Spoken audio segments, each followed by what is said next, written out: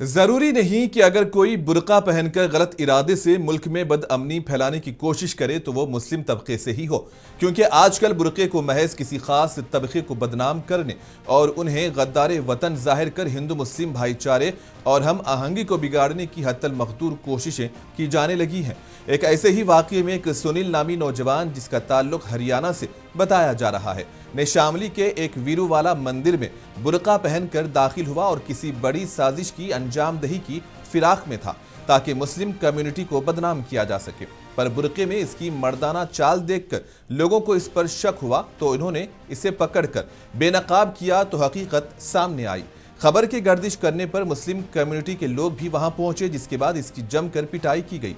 अब इसे देखने के बाद पता चल जाएगा कि कौन इस देश की पुरअमन फिजा को खराब करने में लगे हैं और किससे देश के गद्दार और शरपसंद समझा जाता है। दूसरी जानिब ये इल्जाम पुलिस पर भी लग रहे हैं कि पुलिस को इत्तला देने के बाद पुलिस 1 घंटे तक भी वहां नहीं पहुंची। इसके बाद पुलिस अब मामले की जांच में है, पर देखना यह होगा कि क्या इस पर बुलडोजर कार्रवाई होगी या नहीं।